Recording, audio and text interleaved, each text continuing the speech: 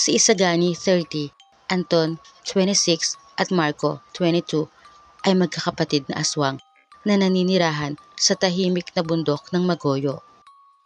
Si Isagani ang namumuno sa komunidad nila roon kung saan sila namumuhay ayon sa kanilang tradisyon at paniniwala bilang mga aswang. Isang beses sa kada 3 buwan ay may grupo ng mga aswang na bumababa sa baryo at sa mga bayan upang manguha ng mga pagkain nila, mga tao, mga biktimang pinagsasaluhan nila sa loob ng 3 buwan. Tinitipid nila ang mga yon. Bawal sa kanilang lahi ang mambiktima nang hindi naaayon sa kanilang batas. Ang isang aswang na kasapi nila ay hindi maaring bumaba ng bundok ng mag-isa para magsulo sa pagkain ng tao. Hindi sila pwedeng magpagala-gala sa kung saan-saan para lang mambiktima. Hindi rin sila maaaring makihalubilo sa mga tao dahil ayon sa pinuno nilang si Isagani, hindi nila pwedeng ismulin ang kakayahan ng mga ordinaryong nilalang na yon. Mapanganib din ang mga ito. Marami ng aswang ang napahamak nang dahil sa kapangasan na makisama sa mga tao o kaya ay mambiktima ng mga tao sa sariling paraan. Lingid kay Isagani, ang kapatid niyang si Anton ay gusto nang baguhin ang patakarang kinagisnan nila na mula pa sa pamumuno ng kanilang mga magulang. Masyado na raw makaluma ang paniniwalang yon. Iniisip niya na bumuo ng sarili niyang hukbo na magpapabagsak sa pamumuno ni Isagani para magkaroon na sila ng kalayaan na maghari hindi lang sa liblib na bahagi ng bundok kundi maging sa kapatagan. Naniniwala siyang higit silang malakas kaysa mga tao.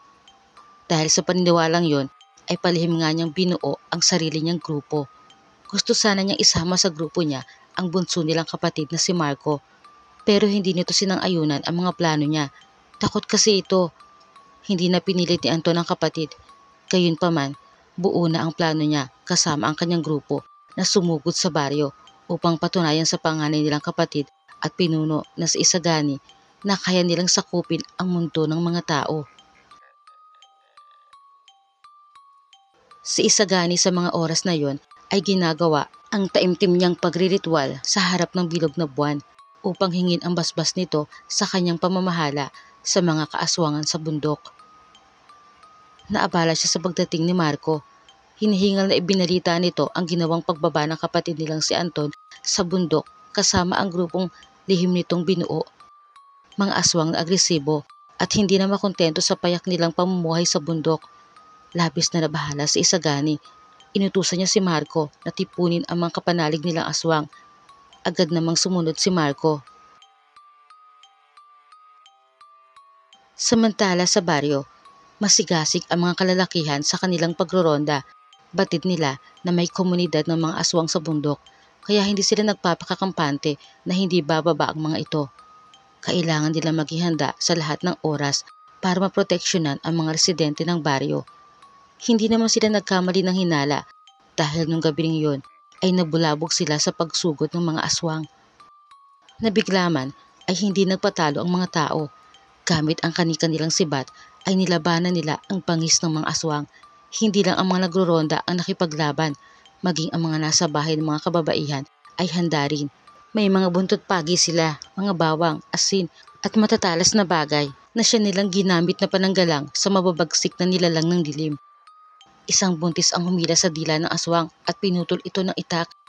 Ang batang babae naman ay pinagbabato ng bawang ang aswang na nagtangkang lumapit sa kanya, habang ang isang lola ay nakikiusap sa isang aswang na tantanan siya dahil gusto siya nitong lapain. Kahit sinabi na niyang senyor na siya, makunat na, hindi na masarap kainin. Dahil sa kakulitan ng aswang ay binuhusan niya ito ng isang tabong asin. Kaya ayun, nagtatarang ang ulupong.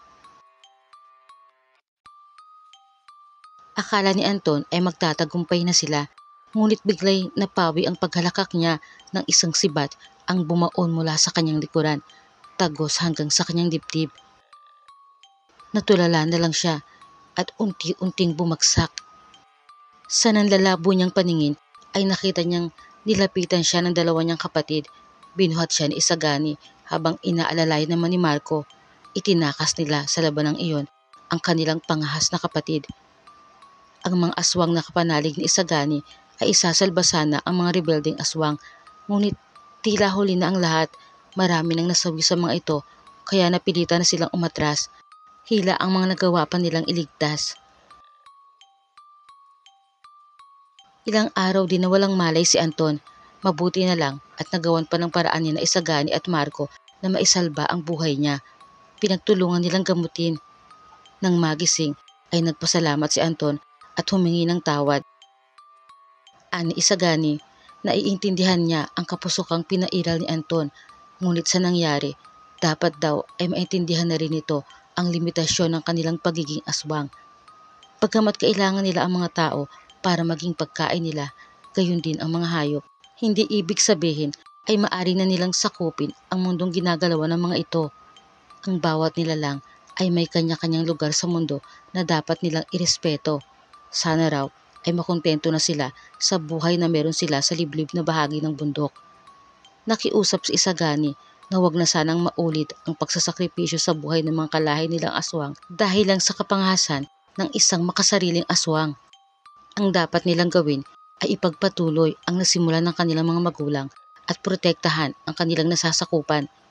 Sa oras naman na sila ang bulabugin ng mga tao, ay gagawin din nila ang lahat para sa kanilang balwarte at mga kalahing aswang, tulad ng ginawang pagtutulungan ng mga tao para maprotektahan ang bawat isa at ang baryo. Pinaalala rin ni Isagani kay Anton na sila ay magkakapatid at hindi dapat maging magkalaban.